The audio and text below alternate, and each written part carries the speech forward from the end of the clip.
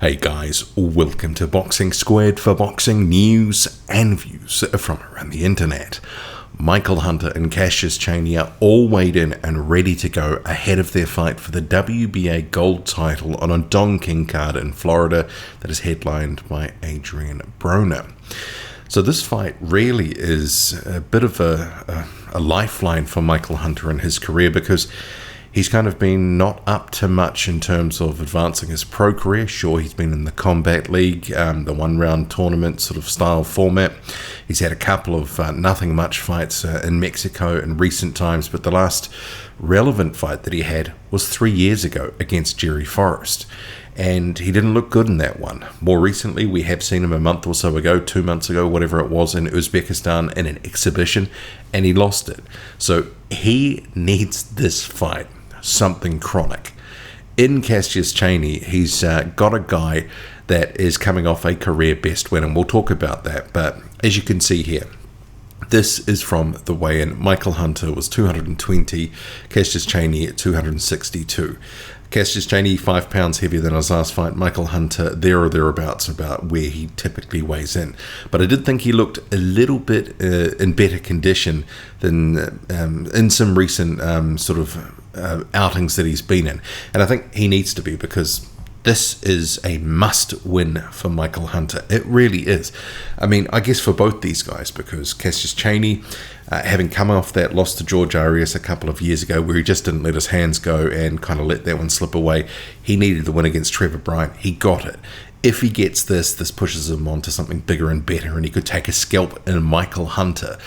Obviously, you can see here, he's got the height, he's got the reach, he's got a good jab, and he's got some power in that right hand if he can deliver it.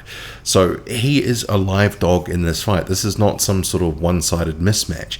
And given the last time we saw Micheal Hunter in a professional sense in a fight of any length, I'm not talking about the Team Combat League stuff or that exhibition in Uzbekistan, but the last time we saw him in a meaningful fight was Jerry Forrest 3 years ago, and he didn't look good, and he was lucky to escape with a draw. Cassius Chaney really is in this fight, and Micheal Hunter has got to show us something here. Let's face it, Micheal Hunter is on the outside looking in terms of big fights.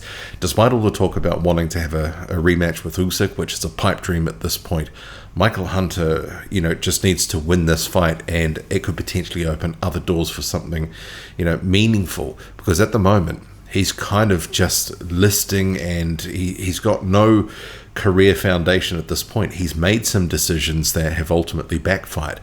Remember, he swerved Filip Hrgović for the IBF mandatory. It went to a purse bid, didn't like the money. He ultimately went to drill it. So, here's the record. So he took that fight with, it was ultimately Sean Lockery, then Mike Wilson. He fights Jerry Forrest and gets a draw, luckily for him.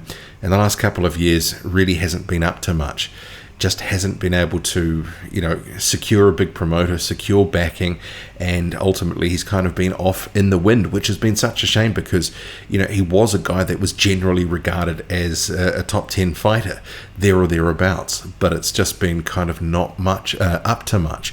And Hunter has obviously been putting on a brave front on social media and that, and saying that he's been waiting for opportunities, that sort of thing, and now he's got one, albeit with Don King. And maybe that's the thing that, you could say is a bit of a bitter pill to swallow, because if he's sort of tied in with King now, if he wins this fight, is Hunter going to be able to fight elsewhere? I don't know. Generally, some guys, ends up being a bit of a vortex, kind of like the WBA, which this is for the WBA gold title, for whatever that is worth. There had been talk this would be for an interim title. It is not. It is for the gold title that was announced this week as part of the fight week activities, etc., and confirmed as such. But I like this fight for both these guys.